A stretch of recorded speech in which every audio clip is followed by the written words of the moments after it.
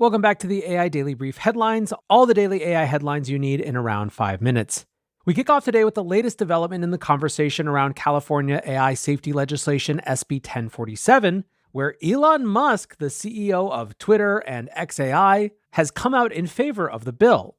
Last night he tweeted, "This is a tough call and will make some people upset, but all things considered, I think California should probably pass the SB 1047 AI safety bill. For over 20 years, I have been an advocate for AI regulation, just as we regulate any product or technology that is a potential risk to the public."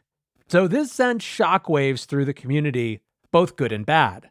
Safety advocate Eliezer Yudkowsky writes, "Honestly, I haven't studied SB 1047 hard enough. I don't think it saves the world by itself, so the main impact is political consequences, on which I'm not expert. But given how it selectively hits big AI companies like yours, this looks to me like an act of integrity by you." Dan Hendricks, the director of the Center for AI Safety, who was one of the voices most influential in drafting the legislation, wrote, "You're the best, Elon," and used it as a chance to provide a TLDR of the bill. The much more common response, though, was one of incredulity and accusations of hypocrisy. Box CEO Aaron Levy writes, "The unintended consequences of this bill in many years from now would likely be quite bad. The amount of risk that model providers take on would almost necessarily slow down the rate of AI progress and reduce competition overall. And as we know with regulation, it's often a one-way door. If this bill had been written 2 years ago with the same relative numbers, we likely would have stalled the major breakthroughs we've seen since." Bindu Reddy writes, "It's premature to pass a bill when we don't understand exactly how AI can be dangerous. We don't have any proof that it has been dangerous so far."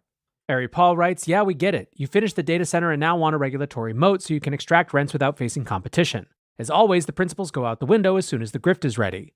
Developer Nick Dobo said something similar. "Someone finished building a data center and now wants regulatory capture." The other common theme was Elon setting fire to the door on his way out of California. Martin Casado from A16Z writes, "Step 1, move out of California. Step 2, support legislation that'll hurt California. Well played, Mr. Musk, well played."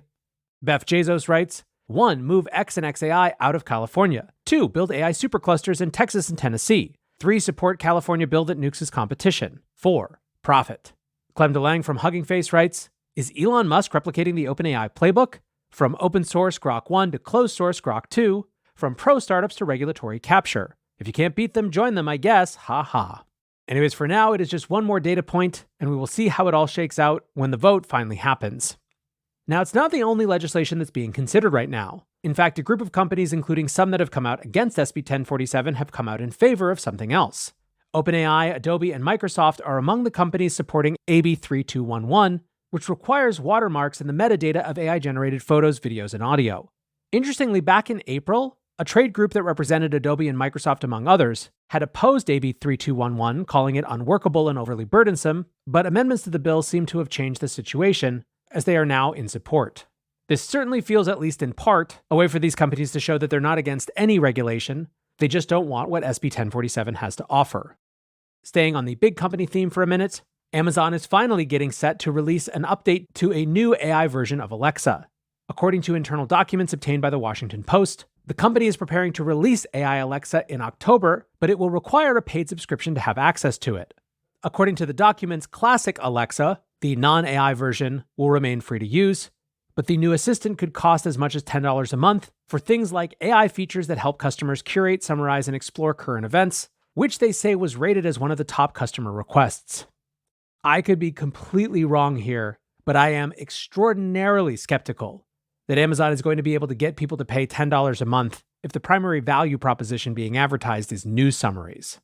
It's hard not to feel that Amazon continues to be a little bit behind the 8 ball when it comes to their AI strategy. And frankly, if the big launch of Alexa in October, more than a year after they announced these updates, is a news summarizer, that is going to be painful. Moving on, you might remember that most of the Inflection team went over to Microsoft, with Inflection CEO Mustafa Suleyman now running AI internal to Microsoft. But the remainder of Inflection is still cooking, and had a bit of news today, the most interesting piece of which is an attempt to develop a new mechanism for exporting data from chatbots that could be standardized, that could lead the way to an eventual industry standard. Starting from right away, users of the chatbot Pi will be able to export their previous conversation history, and they're hoping that this becomes more normalized in the future. Finally, it appears that we have a date for the next big iPhone launch, which of course for those of you listening to this podcast is much more notable as a platform for Apple's new Apple Intelligence AI, rather than just as a new piece of hardware. September 9th at 10 a.m. Pacific time. You can tune in at apple.com. Although rumor is that the Apple Intelligence features won't be shipping right away, and so we may still have a little while to wait after that. For now, though, that is going to do it for today's AI Daily Brief headlines. Next up, the main episode.